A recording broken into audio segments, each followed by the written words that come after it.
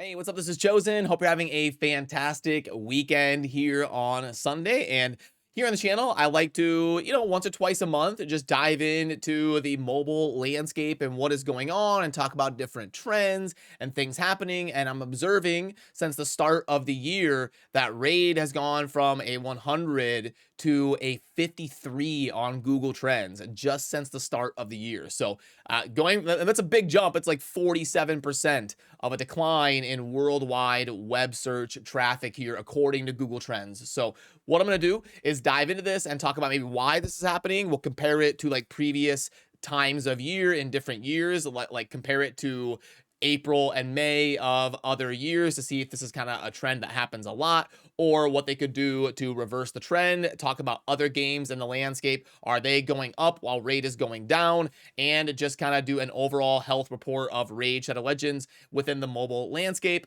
Let's get into it.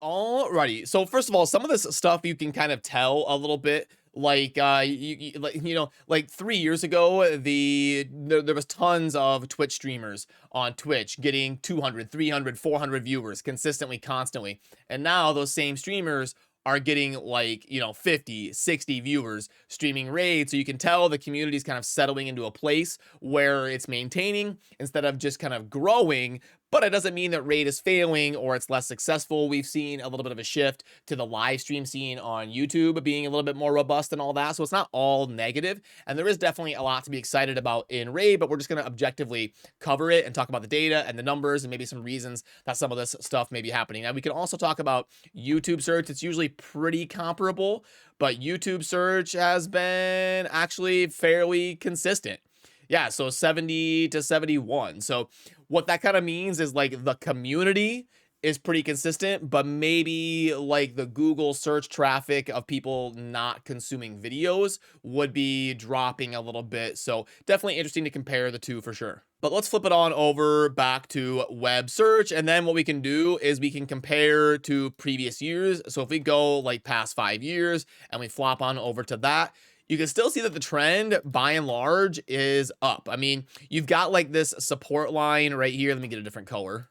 But yeah, you've got like this hard support line right here that it always bounces off and never really gets below.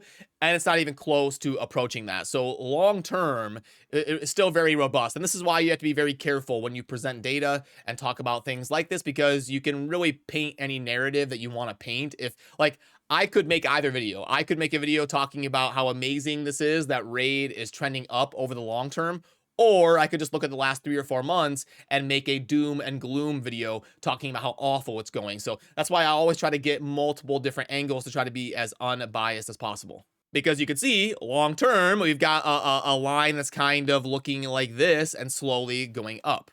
But then if we look at like just this year in 2023, it looks very doom and gloom. You've got a pretty sharp line down. Now, I think what this means is we're going to see some sort of a big promotion soon, similar to the Ronda Rousey or the Ninja promotion that they've done. I think we'll see a big like free champion where they go into the real world to reach a new fan base and then dive into adding that to the game as like a 7-day login reward and try to reverse this trend in 2023 to get the bar going up again and testing these all-time highs. I always talk about it like I'm analyzing stocks, because I come from a finance background, so I'm talking about like support lines and trend lines and testing all-time highs and stuff, because like this looks like a stock graph to me.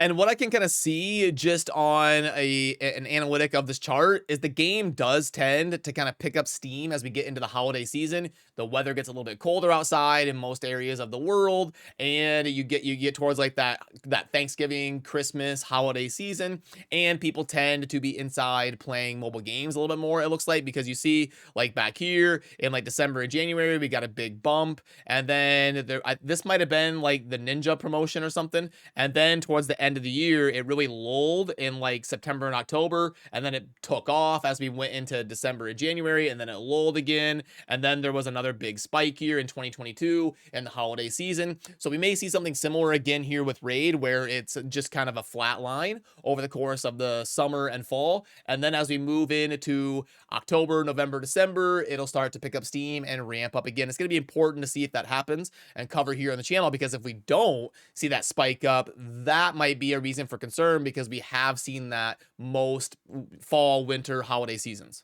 But then let's flop on back to the like calendar year chart starting January 1st and going until now, and you see that that's like the alarming one where it goes from the 100 to the 52 or whatever, like the 48% drop there in the in like the Google web search traffic. And I think what happened was Plarium was hoping that the live arena would be similar to something like a Ronda Rousey promotion, but it ended up being a little bit more of a whiff for reasons I talked about in one or two other videos here on the channel.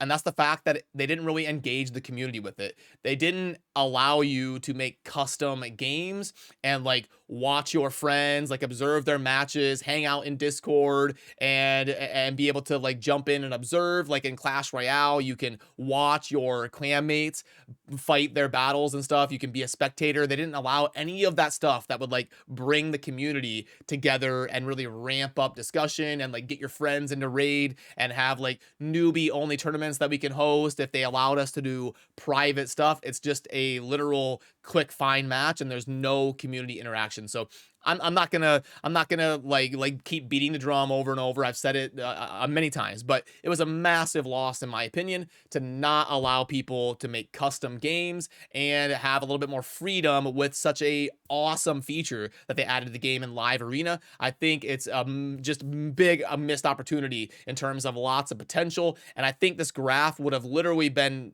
less than half as bad if they would have just had the ability to do custom things with live arena. So I hate to say it, but I kind of predicted that from the start. I kind of said they're probably just going to release a matchmaker. They won't have any sort of community interaction, and it's going to end up being a bigger flop than it otherwise should have been. So unfortunately, it was right, and I wished I would have been wrong, because we would be doing a lot of fun stuff in the community if we were able to create custom matches. But to be fair to Plarium, maybe this is just they want to get it out, they want to get it working, and then they're going to have a big update where they allow people to do custom matches and spectate, and then roll out some of the extra bonus on top of it features. But now I also want to throw in Eternal Evolution to the picture here and add it to the chart, because that's the one that's like the most recent where I heard people clamoring in the community and talking in my comment sections and all around, like different content creators saying this is the raid killer. And my stance from the beginning on all of this has been that that's completely ridiculous, and I don't see that happening. I played Eternal Evolution for 5 minutes and I immediately knew it wasn't going to be a raid competitor, because it released with like 42 champions. To be a raid competitor, there's three things you're going to have for me to believe you can do that. Number one, the game has to look good. It has to compete with Raid aesthetically. That's why Raid was able to just completely blow away the market, is because no one competes with them in terms of the aesthetic of the game. And then also, it's going to need a very robust champion roster. It's going to need to launch with at least 200 champions. A lot of these games, they launch with 40, 80, 90 champions, and I immediately know, okay, it's not going to work. Like, you got to have a more robust roster than that.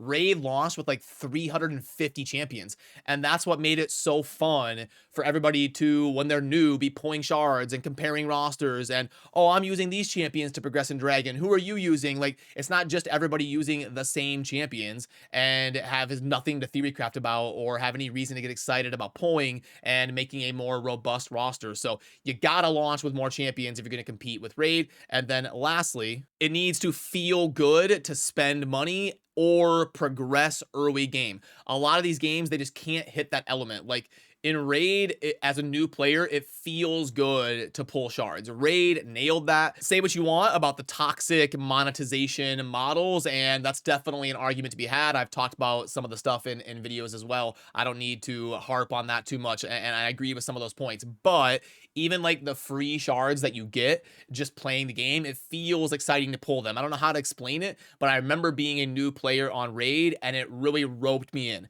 It felt exciting to pull shards, and in some of these games it just doesn't. It's not exciting. Like when the champions are too easy to get, like in Awakened Chaos Era, or when there's only like 50 champions in Eternal Evolution, it just doesn't feel good. And then some of these games do these wonky systems that aren't simple, like Raid, where you have rare, epic, legendary. Some of them start doing all these crazy, weird, different things, and it just like where rare champions are literally worthless. And it's like why even name them? Like, why not just have them be chicken? Because some of them you would literally never build a rare, but in Raid there was situations where you would absolutely use a rare. There's Apothecary and Coldheart and Reliquary Tender and Painkeeper and Renegade and some of these Bellower that, like, there's actually champions that make sense to build in all of the rarities of the game. So there's a lot that Raid gets wrong and maybe does in a toxic way, but there's a lot that they get right when you start comparing them to some of their peers in the industry.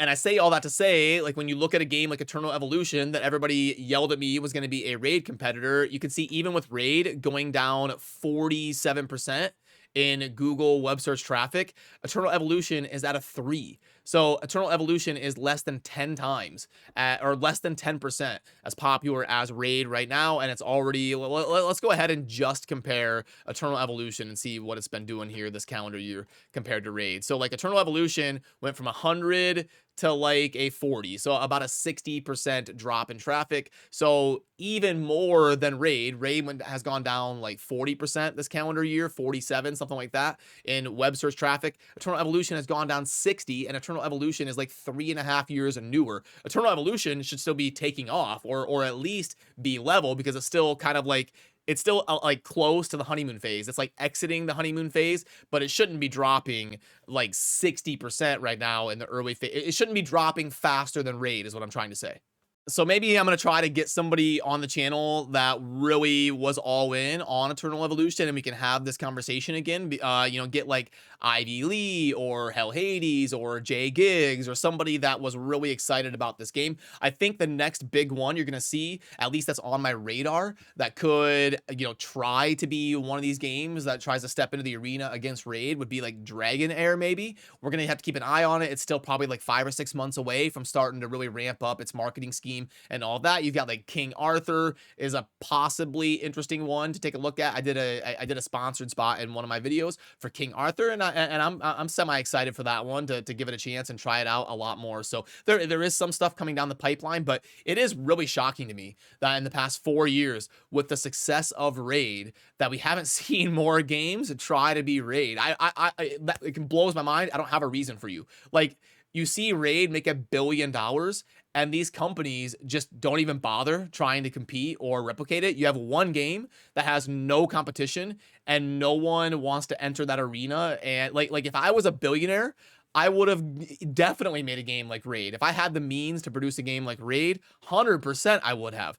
But I don't have the $5 to $10 million or whatever to produce a game like Raid, but some of these companies do, and they're just not even wanting to. So it's really, really interesting to me that no one tries to throw their hat in that arena, but it's a good thing for Raid. So yeah, all in all, the too long didn't watch is, you know, hey, the long-term trend for Raid, it hit its low point kind of right here in like fall of 2021. So since then, since that low point, it is overall positive. So I wouldn't say it's cause for concern, even though this year's chart does look a little bit alarming. I think Raid will bust out their massive, unrivaled marketing budget. They do marketing better than anybody else. Their commercials are usually pretty funny, and they make really good choices. Like Ronda Rousey was a great partnership and a great marketing opportunity. And Rhonda did a great job, by the way. She really embraced it and had fun with it. So shout out to her for sure. I think they're going to do something similar. I think they're going to do